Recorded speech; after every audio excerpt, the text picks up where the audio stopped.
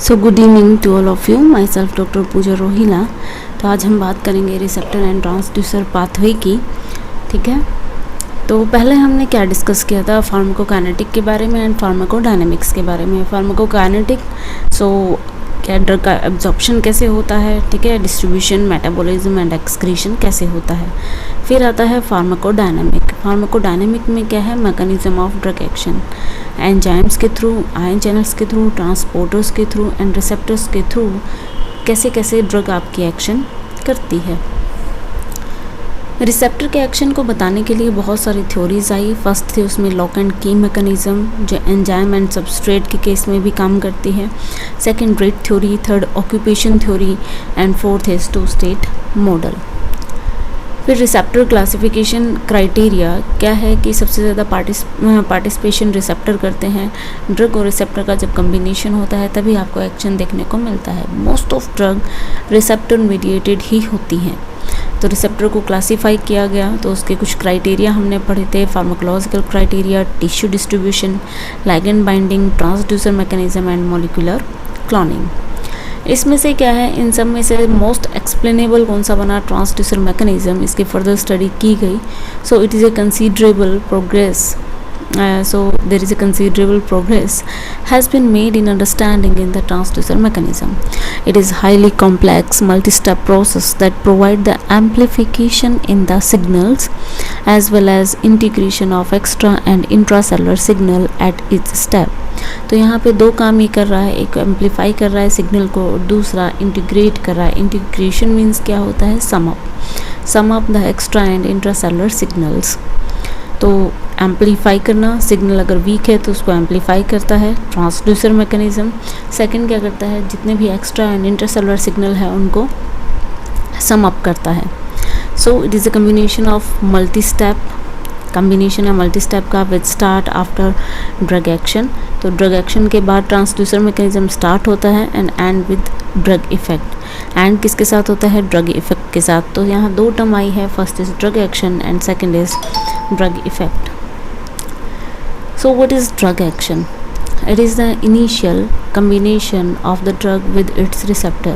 एक रिसेप्टर के साथ जब ड्रग कंबाइन होती है, अगर आपकी ड्रग एगोनिस्ट है then there is a conformational change in the complex. तो उसकी क्या है, कन्फर्मेशनल चेंज आएगा कॉम्प्लेक्स में, ठीक है, वो ड्रग एक्शन होता है। If your drug is antagonist तो वो कन्फर्मेशनल चेंजेस नहीं होने देती है, ठीक है। तो ये क्या होता है आपका ड्रग एक्शन। तो initial combination of the drug with its receptor और ड्रग का इनिशियल कम्बिनेशन जो होता है वो ड्रग एक्शन होता है। Then drug effect, it is the ultimate change in the biological function brought about as a consequence of drug action. Ultimate change जो हमें बायोलॉजिकल फंक्शन के रूप में दिखाई देता है, ठीक है, बिल्कुल लास्ट में वो होता है drug effect through E series of intermediate step, ठीक है। ड्रग इफेक्ट हमें बहुत सारे इंटरमीडिएट स्टेप्स के बाद मिलता है, उसे कहते हैं ट्रांसड्यूसर मैकेनिज्म, ठीक है। इसको हम आगे समझाएंगे इस डायग्राम के थ्रू। यहाँ पे देखिए तीन टर्म आई है, drug action, this are the intermediate step जिसे कहते हैं transducer mechanism and last is drug effect. तो यहाँ पे क्या है, हमने एग्जांपल लिया है beta adrenergic G protein couple receptor. अभी बीटा एड्रेनर्जिक है, साथ में जी प्रोटीन कपल रिसेप्टर है, क्योंकि यहाँ पे क्या है, जी प्रोटीन भी है, ठीक है। ट्राई मॉलिक्यूलर होता है, अल्फ़ा बीटा और गामा से ही बना होता है जी प्रोटीन, इसलिए जी प्रोटीन कपल रिसेप्टर है। ये क्या करता है, एक्टिवेशन ऑफ मायोकार्डियल सेल, मायो माने मसल, कार्डियो माने हार्ट की जो मसल्स के सेल है उनको एक्टिव करता है। तो ये एड्रेनलिन का मॉलिक्यूल है, ये आपका बीटा एड्रेनर्जिक रिसेप्टर है। हमने रेक्टेंगुलर फॉर्म में दिखा दिया, वैसे बड़ी कॉम्प्लेक्स स्ट्रक्चर होती है। तो जब एड्रेनलिन एड्रेनर्जिक रिसेप्टर के साथ कंबाइन होगा इनिशियली, तो इसमें जो चेंजेस आएंगे कन्फर्मेशनल चेंजेस, क्योंकि ये एगोनिस्ट है तो कुछ कन्फर्मेशनल चेंजेस आएंगे, उसे कहेंगे हम ड्रग एक्शन। उन जो कन्फर्मेशनल चेंजेस से जो सिग्नल प्रोड्यूस होगा उसको कौन लेगा, आपका जी प्रोटीन, ठीक है। ये एड्रेनल आके कंबाइन हुआ, ठीक है, इसमें कुछ कन्फर्मेशनल चेंजेस आएंगे, उससे सिग्नल आपके ट्राई मॉलिक्यूलर जी प्रोटीन के को मिलेगा। अच्छा, जब ये रिसेप्टर इनएक्टिव स्टेट में होता है तो जी प्रोटीन किससे कंबाइन होता है, जीडीपी से, बट वैन क्या है एक्टिवेशन इसको मिलता है, सिग्नल इसको मिलता है, ठीक है। तो ये इसकी जो अल्फ़ा सब यूनिट अब किससे कंबाइन होगी, जीटीपी से इंस्टेड ऑफ जीटीपी। तो अल्फ़ा क्या है जीटीपी के साथ कंबाइन होगी, जैसे एड्रेनलिन यहाँ पे आएगा, ठीक है। और ये अल्फ़ा जीटीपी के साथ डिटैच होके कहाँ जाती है, एडिनाइल साइक्लेज के पास। एडिनाइल साइक्लेज एक साइटोप्लाज्मिक एंजाइम है, ठीक है। ये जाके इसको एक्टिवेट करती है, तो ये यहाँ से डिटैच होगी, यहाँ पे डाइमर बच जाएगा ट्राइमेरिक की जगह, ठीक है। तो एडिनाइल साइक्लेज के पास जाएगा, ठीक है, इसको एक्टिवेट करेगी। इसको एक्टिवेट करने के बाद जो एटीपी है वो हाइड्रोलाइज कर द एडिनाइल साइक्लेज एटीपी को हाइड्रोलाइज कर देगा किसमें, CAMP में, ठीक है। अब एटीपी हाइड्रोलाइज हो गई है CAMP में, इससे क्या होगा, CAMP डिपेंडेंट जितने भी प्रोटीन काइनेज हैं वो अब एक्टिवेट हो जाएंगे, ठीक है। CAMP डिपेंडेंट जो प्रोटीन काइनेजेस हैं वो एक्टिवेट हो जाएंगे, ठीक है। प्रोटीन काइनेजेस एक्टिव होने के बाद जो ये प्रोटीन काइनेजेस हैं, ठीक है, ये बहुत सारे प्रोटीन्स को फॉस्फोराइलेट करती है। अब फॉस्फोराइलेट का मतलब एडिशन ऑफ फॉस्फेट ग्रुप, ठीक है। तो बहुत सारे प्रोटीन को फॉस्फोराइलेट करती है प्रोटीन काइनेजेस। तो उसमें दो प्रोटीन आते हैं, ट्रोपोनिन एंड सेकेंड एंड फॉस्फोलैम्बेन। इनको फॉस्फोराइलेट ये करती है। जैसे ही फॉस्फोराइलेट होता है इनकी एक्टिविटी कैल्शियम के लिए बढ़ जाती है, ठीक है। अब कैल्शियम के लिए बढ़ जाती है, कैल्शियम के साथ कंबाइन होगा, ठीक है। अगर ट्रोपोनिन के साथ कैल्शियम कॉम्बिनेशन आता है तो कार्डिक कॉन्ट्रैक्टिलिटी बढ़ जाती है, अब कार्डिक की मसल ज़्यादा कॉन्ट्रैक्ट होने लग जाती है। और फॉस्फोलैम्बेन के साथ कैल्शियम अगर अटैच होता है तो इसका फास्टर रिलैक्सेशन होने लगता है कार्डिक मसल्स का।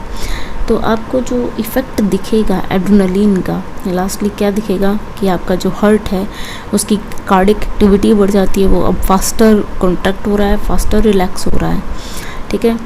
तो ये हमें ड्रग इफ़ेक्ट देखने को मिलेगा। तो यहाँ पे जो कन्फर्मेशनल चेंजेस आए, यहाँ तक क्या है ड्रग एक्शन, ये बीच में जितने भी स्टेप हुए यहाँ से लेके यहाँ तक, these are the transducer mechanism. और ड्रग इफ़ेक्ट हमें क्या दिखा, कॉन्ट्रैक्टिलिटी एंड रिलैक्सेशन। तो ये ड्रग एक्शन, ट्रांसड्यूसर मैकेनिज्म और ड्रग इफ़ेक्ट को समझाया गया है यहाँ पे। So by the transducer pathways, receptors can be grouped in 4 families. तो फर्स्ट फैमिली है ligand gated ion channel receptor, second है G protein coupled receptor, third है enzyme linked receptor and fourth is intracellular receptor. Ligand gated ion channels में क्या होता है, आपकी drug आई, ठीक है, आयन रिसेप्टर के अंदर आयन चैनल्स होते हैं, वो ओपन होंगे, आयंस का मूवमेंट होगा। जी प्रोटीन में जैसे हमने पीछे एग्जांपल दिया बीटा एड्रेनर्जिक रिसेप्टर का, हमने एक रेक्टेंगुलर फॉर्म में दिखाया था, उसके साथ ट्राइमोलिकुलर ये जी प्रोटीन अटैच होता है, ठीक है। इससे ये एक्टिवेट होता है, ये फर्दर एक्टिवेशन करता है प्रोटीन का, फॉस्फोराइलेशन होता है और अपनी एक्टिविटी दिखाता है।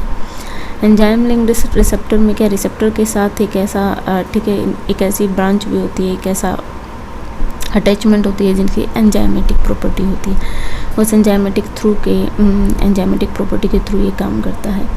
इंट्रासेलुलर रिसेप्टर ये क्या है, मेम्ब्रेन को क्या है पास करके, जो साइटोप्लाज्म में रिसेप्टर रहते हैं मेम्ब्रेन में नहीं होते हैं, ठीक है, इसके रिसेप्टर साइटोप्लाज्म में होते हैं, वहाँ जाके एक्टिविटी करते हैं। तो पहले हम देखेंगे ligand gated ion channels. These are the cell surface receptor, cell की सरफेस पे मिलते हैं, and also called ionotropic receptor because they allow the ion movement. So ionotropic receptors होते हैं। Enclose ion selective channels within their molecules. तो जो receptor के molecule में क्या है, सेलेक्टिव आयन चैनल्स होंगे, ठीक है, सोडियम के, पोटेशियम के, कैल्शियम के, क्लोराइड आयंस के सेलेक्टिव चैनल्स क्या है रिसेप्टर के मॉलिक्यूल में होंगे। जैसे ही एगोनिस्ट बाइंड करता है, ठीक है, जैसे ही एगोनिस्ट या ड्रग आपकी बाइंड करती है रिसेप्टर के साथ, आपका चैनल ओपन होगा एंड कॉजेज आयन मूवमेंट्स होगी, या तो इफ्लक्स होगा या इनफ्लक्स होगा, देन डीपोलराइजेशन एंड हाइपरपोलराइजेशन हो जाता है, ठीक है। और चेंजेस इन आयनिक कंपोजिशन, या तो नेगेटिव चार्ज बाहर होगा या अंदर होगा, तो हाइपरपोलराइजेशन उसी के अकॉर्डिंग हो जाएगा। एग्जाम्पल इसमें निकोटिनिक कोलिनर्जिक है, गाबा, ग्लाइसिन, ठीक है, ये सब इसके एग्जाम्पल हैं। यहाँ देखिए रिसेप्टर दिखा गया है निकोटिनिक एसिटाइल कोलाइन, रिसेप्टर सबसे अच्छा एग्जांपल है। इसका जो मोस्टली स्ट्रक्चर है वो क्या है, एक्स्ट्रा सेलुलरली बाहर ज़्यादा मिलता है। ये सेल के बाहर वाला एरिया है, ये सेल मेम्ब्रेन है और ये सेल के अंदर वाला पार्ट है। यहाँ पे क्या है, ये 5 सब यूनिट से बना होता है, ठीक है। रिसेप्टर 2 अल्फ़ा, ठीक है, 1 beta, 1 gamma and 1 delta.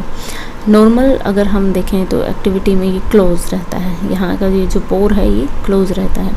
Alpha सब यूनिट पे जैसे ही 2 मॉलिक्यूल एसिटाइल कोलाइन के आके अटैच होते हैं यहाँ पे, ठीक है, जैसे ही अटैच होंगे, ठीक है, इनकी मूवमेंट कहाँ हो जाती है, थोड़ी सी आउटर साइड हो जाती है। और ये जो पोर जो अब बंद था अब ये खुल जाता है, कुछ नैनोमीटर की ठीक है डिस्टेंस में खुलता है। जैसे आयन मूवमेंट क्या है होने लगता है, sodium potassium selectively ion movement यहाँ पे होने लगता है और पोलराइजेशन क्या है सेल की चेंज हो जाती है, ठीक है। इसलिए यहाँ पे एगोनिस्ट क्या है, डायरेक्टली ऑपरेट करता है यहाँ पे चैनल को, ठीक है। एगोनिस्ट डायरेक्टली ऑपरेट करता है without the intervention of any coupling protein. यहाँ पे कोई इंटरवेंशन नहीं होता है किसी भी तरह के प्रोटीन का, यानी कोई भी तीसरा बंदा नहीं होता, केवल ड्रग होती है और आपका रिसेप्टर आयन चैनल्स होते हैं, ठीक है। The onset and offset of responses through this class of receptors is the fastest. यहाँ पे जो ऑनसेट और ऑफसेट होता है रिस्पॉन्स का वो फास्टेस्ट यानी मिली सेकेंड्स में होता है, बिकॉज डायरेक्ट एक्शन है, कोई मीडिएटर बीच में नहीं है, ठीक है। तो यहाँ पे क्या है, एक्शन भी फास्ट होगा। फिर आता है सेकंड जी प्रोटीन कपल्ड रिसेप्टर, नाम से ही पता चल रहा है, ठीक है। यानी रिसेप्टर तो होगा लेकिन वहाँ पे क्या होगा, एक बीच में जी प्रोटीन भी होगा। तो large family of the cell membrane receptor है, सबसे लार्ज फैमिली है जी प्रोटीन की, which are link to the effector, ठीक है। यहाँ पे रिसेप्टर इफेक्टर से जुड़ने के लिए, अब इफेक्टर कुछ भी हो सकता है, प्रोटीन भी हो सकता है, एंजाइम भी हो सकता है, चैनल भी हो सकते हैं, ठीक। किससे जुड़ता है वो, through GTP activated protein. GTP जैसे एटीपी होती है, जैसे जीटीपी होती है, जीटीपी एक्टिवेटेड जो प्रोटीन है जिन्हें जी प्रोटीन्स कहते हैं, ठीक है, उसके थ्रू आपका क्या है रिसेप्टर आपके इफेक्टर से जुड़ता है, तो इसलिए कहते हैं जी प्रोटीन कपल्ड रिसेप्टर। इसका एग्जांपल हमने पीछे दिया था, beta adrenergic receptor, drug action, drug effect और ट्रांसड्यूसर मैकेनिज्म को समझाने के लिए। The onset time of response through G protein coupled receptor is in second, यानी मिली सेकेंड से थोड़ा सा ज़्यादा यानी सेकेंड्स में होता है। एग्जाम्पल इसका muscarinic, dopamine, beta adrenergic, alpha 1 adrenergic, beta adrenergic, ये इसके एग्जाम्पल होते हैं। यहाँ पे देखिए जी प्रोटीन रिसेप्टर है, हमने आपको याद होगा पीछे वाली स्लाइड में, ठीक है, वहाँ पे क्या था, हमने एक रेक्टेंगुलर फॉर्म में क्या है दिखाया था और एड्रेनलिन आके अटैच हो रहा था। एक्चुअल स्ट्रक्चर उसकी ऐसी होती है, कॉम्प्लेक्स स्ट्रक्चर होती है, ठीक है। इसमें क्या होते हैं 7 हेलिकल मेम्ब्रेन, ठीक है, 7 हेलिकल मेम्ब्रेन यहाँ पे दिख रही होंगी, ठीक है, कंबाइन फॉर्म में है। हाइड्रोफोबिक अमीनो एसिड से बनी होती है, किससे बनी होती है, हाइड्रोफोबिक अमीनो एसिड से, ठीक है। विच run into 3 extra cellular and 3 intracellular loops, और साथ में क्या होते हैं 3 extra cellular and 3 intracellular loops. अगर इनको क्या है ओपन हम करेंगे, ठीक है, जैसे आप क्रोमोसोम, जीन और फिर डीएनए की ओपनिंग, फिर न्यूक्लिक एसिड वहाँ पे होते हैं, वो आपने पढ़ा होगा, ऐसे ही इनके स्ट्रक्चर है, ठीक है। जैसे कि सिलेंड्रिकल स्ट्रक्चर हेलिकल मेम्ब्रेन्स आपको दिख रही है, 7 6 5 4 3, ये सेकंड एंड ये फर्स्ट, ठीक है। अगर ये सिलेंड्रिकल फॉर्म किससे बन रही है, इन रिंग से, ठीक है। ये रिंग किससे बन रही है, इन अमीनो एसिड से, दिख रहे हैं छोटे छोटे मॉलिक्यूल्स, ये अमीनो एसिड्स के हैं, ठीक है। तो इससे क्या है, ये 7 हेलिकल मेम्ब्रेन क्या है बनी होती है, यानी पूरा रिसेप्टर है ये ऐसे कम्बिनेशन में आता है। इसमें 3 लूप ऊपर हैं, ठीक है, एक दूसरे से कनेक्ट है लूप्स के थ्रू। यहाँ पे देखिए 3 एक्स्ट्रा सेलुलर हैं और ये 3 इंट्रासेलुलर, 1 देन 2 और ये 3 इंट्रासेलुलर लूप्स हैं। तो यहाँ पे ये कंबाइन हो गया, ये 3 एक्स्ट्रा सेलुलर 3 इंट्रासेलुलर लूप्स हैं, ठीक है। तो ये जी प्रोटीन इसके साथ अटैच होता है और ये ही क्या है इफेक्टर प्रोटीन को ज़्यादा इफेक्ट करता है। यहाँ पे देखिए agonist binding site is located on extra cellular face. जो एगोनिस्ट की बाइंडिंग साइट होती है वो सेल के बाहर की तरफ जो एरिया होता है रिसेप्टर का, उसकी तरफ क्या है होती है, यहाँ पे एगोनिस्ट आके बाइंड करेगा। While another recognition site form by cytosolic segment, जो अनदर रिकॉग्निशन साइट होती है जो साइटोसोलिक यानी साइटोप्लाज्म की तरफ जो सेगमेंट होता है उधर की तरफ होता है, bind the coupling ji protein, जो किसको बाइंड करता है आपके जी प्रोटीन को। तो जी प्रोटीन यहाँ आके अटैच होता है और एगोनिस्ट आके यहाँ बाइंड होता है। एगोनिस्ट जैसे ही आएगा इसमें कुछ चेंजेस आएंगे, ठीक है, सिग्नल आएगा। जी प्रोटीन क्या है, यहाँ पे सिग्नल इसको मिलेगा, मोस्टली ये जीडीपी से क्या है अटैच होता है, लेकिन अब किससे होगा, जीटीपी से। जीटीपी से अटैच होगा आपकी अल्फा सब यूनिट और यहाँ से ये डिटैच होकर कहाँ जाएगी, इफेक्टर प्रोटीन में, वहाँ फॉस्फोराइलेशन होगा और फर्दर रिएक्शन होगी, जैसे कि हमने यहाँ पे बताया था। ठीक है, यहाँ पे मैंने 7 हेलिकल मेम्ब्रेन नहीं दिखाई है, सीधा आपको एक रेक्टेंगुलर स्ट्रक्चर दिखा दिया है। यहाँ पे एड्रेनलिन होता है, अल्फा जीटीपी के साथ अटैच होकर एड्रेनल साइक्लेज को करती है, ठीक है, वो एक्टिवेट होता है। फर्दर क्या है, कैल्शियम का यहाँ पे अटैचमेंट होता है और कार्डियक कॉन्ट्रैक्टिलिटी और रिलैक्सेशन यहाँ पे बताया था। थर्ड आता है आपका एंजाइम लिंक्ड रिसेप्टर। तो इसमें 2 चीज़ें होती हैं।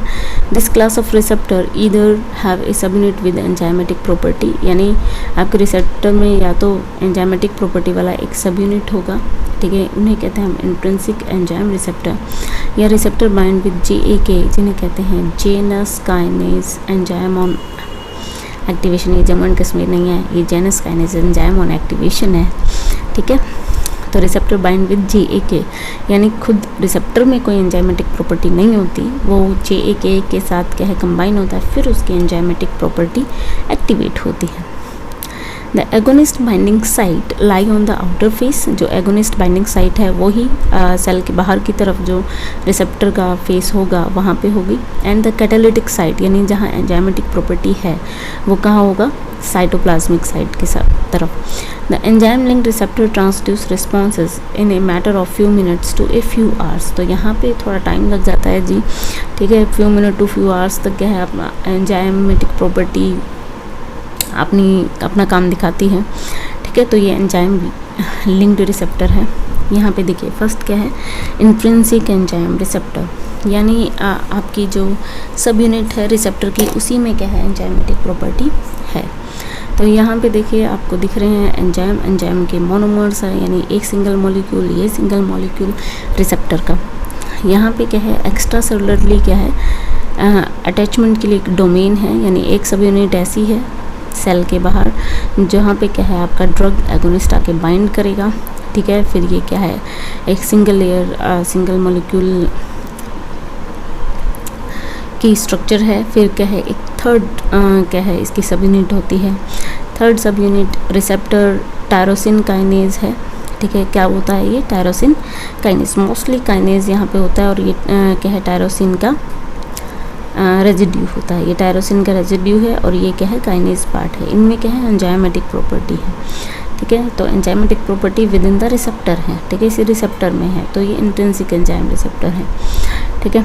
अब इंट्रिंसिक प्रोटीन काइनेज रिसेप्टर कैसे काम करता है, agonist binding induces dimerisation of receptor molecule.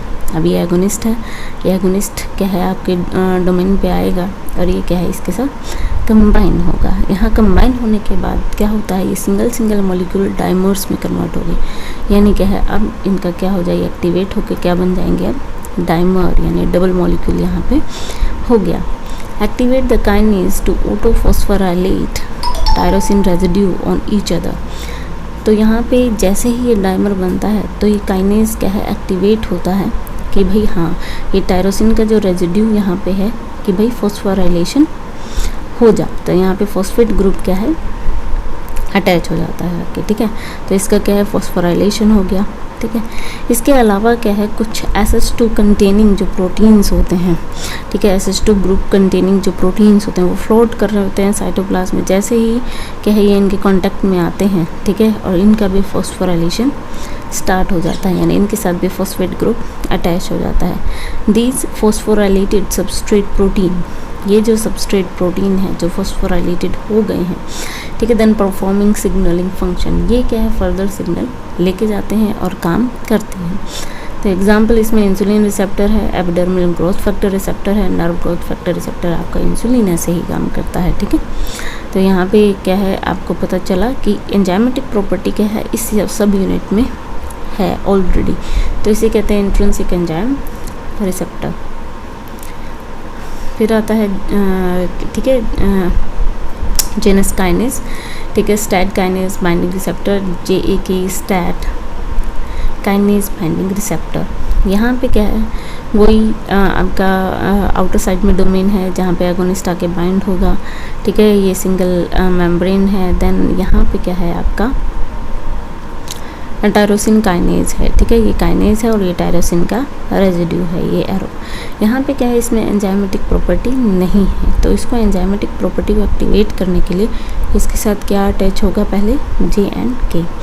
तो ये क्या है agonist induced dimerisation increase its affinity for a cytosolic यानी साइटोप्लाज्म में टायरोसिन प्रोटीन काइनेज होता है एक दूसरे टाइप का जिसे कहते हैं JAK, ठीक है, JAK के साथ ही अटैच होगा, ठीक है।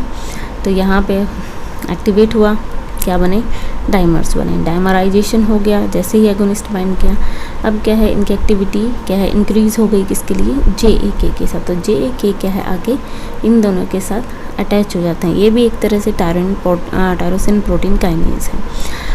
फिर क्या है on binding JAK gets activated, ये एक्टिवेट हो जाते हैं बाइंडिंग के बाद and phosphorylate tyrosine residue of the receptor. अब ये जो टायरोसिन रेजिड्यू है, ठीक है, ये किससे JAK थ्रू के JAK से क्या है फॉस्फोराइलेट हो जाता है, यानी फॉस्फेट ग्रुप यहाँ आके अब अटैच हो जाएगा, ठीक है। जैसे ही फॉस्फेट ग्रुप अटैच हुआ, ठीक है, which now bind another free moving protein. अब ये भी शाना है जी, ठीक है, ये अपने दोस्तों को बुला लेता है जो है स्टैट, तो signal transducer and activator of transcription, इसलिए ये पूरा नाम स्टैट है, signal transducer and activator of transcription, यानी सिग्नल को ट्रांसड्यूस करता है, लेके जाता है न्यूक्लियस तक और फिर वहाँ पे ट्रांसक्रिप्शन जो mRNA बनता है उसको इंड्यूस करता है, which is also phosphorylated by JAK। अब इसके दोस्त आएंगे, हाँ जी आ गए, स्टैट इसके साथ अटैच हुए और JAK इनको भी क्या है फॉस्फोराइलेट कर देता है। अब ये जो डाइमर बने, ठीक है, ये डाइमर क्या है लोकेट होंगे कहाँ तक आपके न्यूक्लियस तक, सेल के न्यूक्लियस तक, वहाँ पे जो ट्रांसक्रिप्शन चल रहा है mRNA का, ठीक है, वहाँ पे एक स्पेसिफिक जीन ट्रांसक्रिप्शन को ये रेगुलेट करते हैं, ठीक है, जैसे उसी से क्या है आपको बायोलॉजिकल रिस्पॉन्स एक पर्टिकुलर डायरेक्शन में मिलता है, तो ये ऐसे काम करते हैं। अगर ग्रोथ हार्मोन क्या है ऐसे ही काम करता है, ठीक है, समझ आ गया होगा होप आपको ये। नेक्स्ट है रिसेप्टर्स रेगुलेटिंग जीन एक्सप्रेशन, नाम से ही पता चल रहा है कि किसको रेगुलेट करता है, जीन को। जीन कहाँ होते हैं, ठीक है, आपके न्यूक्लियस में। दीज आर द इंट्रासेलुलर मिलते हैं रिसेप्टर, या तो साइटोप्लाज्म में या न्यूक्लियस में, ठीक है। सॉल्युबल प्रोटीन, ठीक है, रिसेप्टर किसके बने होते हैं, प्रोटीन्स के, ठीक है, which respond to lipid soluble chemical messenger, ये किसको ज़्यादा रिस्पॉन्ड करते हैं, लिपिड सॉल्युबल केमिकल मैसेंजर्स को। क्यों, क्योंकि जो लिपिड सॉल्युबल है वो ही पेनिट्रेट कर पाएंगे सेल मेम्ब्रेन को, ठीक है, क्योंकि फॉस्फोलिपिड से आपकी सेल मेम्ब्रेन बनी होती है, लिपिड सॉल्युबल मटीरियल ही उसको ज़्यादा पेनिट्रेट कर पाते हैं। Kept inhibited till the hormone bind, ठीक है, जब तक हार्मोन सेल की मेम्ब्रेन को क्रॉस करके, ठीक है, साइटोप्लाज्म में आके बाइंड नहीं हो जाता, तब तक क्या है ये इनएक्टिव स्टेट में रहते हैं। Capable of binding to the specific genes and facilitate their expression so that specific mRNA is synthesized, इनकी कैपेबिलिटी होती है स्पेसिफिक जीन के साथ अटैच होते हैं और एक फैसिलिटेट करते हैं स्पेसिफिक mRNA बने। अब स्पेसिफिक mRNA बनेगा तो स्पेसिफिक प्रोटीन्स फॉर्मेशन होंगे आगे, ठीक है। यहाँ पे जैसे ऑल द स्टेरॉइड हार्मोन्स जो होते हैं, ठीक है, वो ऐसे ही काम करते हैं, स्टेरॉइड्स जो भी होते हैं ऐसे ही काम करते हैं, वो सीधा सेल पे जाके सेल के मतलब mRNA जो होता है वहाँ पे जाके काम करते हैं। थायरोक्सिन हो गया, vitamin D, vitamin A, fat soluble vitamins हैं, ठीक है, ये क्या है सेल के अंदर जाएंगे। यहाँ पे देखिए ये सेल मेम्ब्रेन है, ये आउटर पार्ट है और ये इनर पार्ट है। यहाँ पे रिसेप्टर आपके साइटोप्लाज्म में मूवमेंट हो रहा है इनका, दीज आर द रिसेप्टर्स, ठीक है, ग्रे कलर में है। स्टेरॉइड हार्मोन है, स्टेरॉइड हार्मोन आया, सेल मेम्ब्रेन को क्रॉस किया, इनएक्टिव स्टेट में था आपका रिसेप्टर, लेकिन यहाँ पे क्या है स्टेरॉइड आके अटैच हो गया रिसेप्टर के साथ, अब unfold the receptor and expose the DNA binding site. यहाँ पे क्या जो प्लेन साइट थी अब क्या है डीएनए बाइंडिंग साइट ओपन हो गई है। अब ये क्या पर्टिकुलर डीएनए के साथ अटैच हो जाएगा न्यूक्लियस के अंदर जाके, ठीक है। वहाँ पे चल रहा है ट्रांसक्रिप्शन, तो ये इंक्रीज़ कर देता है आरएनए की पॉलीमरेज एक्टिविटी को, ठीक है। तो एक स्पेसिफिक आरएनए यहाँ पे बनेगा, फिर ट्रांसलेशन से एक स्पेसिफिक प्रोटीन वहाँ पे बनता है। इसलिए ये जो रिसेप्टर्स होते हैं जीन एक्सप्रेशन को ही रेगुलेट कर लेते हैं। तो हमने यहाँ 4 टाइप के रिसेप्टर पढ़े बाय द ट्रांसड्यूसर पाथवे। तो यहाँ रिसेप्टर की क्या है पूरी क्लासिफिकेशन कंप्लीट हो जाती है, ठीक है। जो क्राइटेरिया थे रिसेप्टर के उसमें ट्रांसड्यूसर मैकेनिज्म के थ्रू हमने 4 टाइप के रिसेप्टर यहाँ पे बताए हैं, ठीक है। फिर कुछ नॉन रिसेप्टर मीडिएटेड मैकेनिज्म होते हैं, ठीक है, यानी फार्माकोडायनामिक में कुछ नॉन रिसेप्टर मीडिएटेड भी होते हैं, ठीक है। जो बायोकेमिकल एक्शन बायोफिजिकल एक्शन होते हैं, बायोकेमिकल एक्शन जैसे न्यूट्रलाइजेशन है, चिलेशन के थ्रू, आयन एक्सचेंजर के थ्रू, फिजिकल एक्शन में osmosis, adsorption, protectives, demulcent, astringent, ये सब होते हैं। देन बाय काउंटरफिट और फॉल्स इनकॉर्पोरेशन से जैसे सल्फा ड्रग काम करती है, by virtue of being protoplasmic poisons, जैसे आपकी जर्मिसाइड्स होती हैं जो आपकी सेल के लिए नहीं, लेकिन जर्म्स की जो सेल है, जर्म्स का जो प्रोटोप्लाज्म है उनके लिए पॉइजन का काम करती हैं। सो फॉर्मेशन ऑफ एंटीबॉडीज जैसे वैक्सीन्स है, वैक्सीन्स क्या है एंटीजन का काम करती है लेकिन वो डिजीज़ प्रोड्यूस नहीं करती हैं, ठीक है, लेकिन उनमें ऐसी एफिनिटी होती है कि वो एंटीबॉडीज़ प्रोड्यूस कर सकें, ठीक है। यानी एंटीजन रहेंगी तो बॉडी में एंटीबॉडीज़ आ जाती हैं, ठीक है। फिर फर्दर क्या है कभी भी वो डिजीज़ नहीं एक्वायर होती है। थ्रू प्लेसिबो एक्शन, प्लेसिबो में मेनली हम स्टार्स देते हैं यानी झूठी मूठी दवाइयाँ देते हैं और आपको एक्शन देखने को मिलता है। टारगेटिंग स्पेसिफिक जेनेटिक चेंजेस, तो ये सब अनदर एजेंट है जो क्या है विदाउट रिसेप्टर काम करते हैं, ठीक है। तो यहाँ पे क्या है रिसेप्टर की क्लासिफिकेशन फार्माकोडायनामिक कंप्लीट होता है, ठीक है। इसके आगे हम ड्रग डोज के बारे में थोड़ा सा पढ़ेंगे, ठीक है। तब तक के लिए thank you. Please subscribe and like my channel, ठीक है, and press the bell icon for the further videos. थोड़ा लेट है वीडियो पर आगे जल्दी ही आएंगी। Thanks a lot.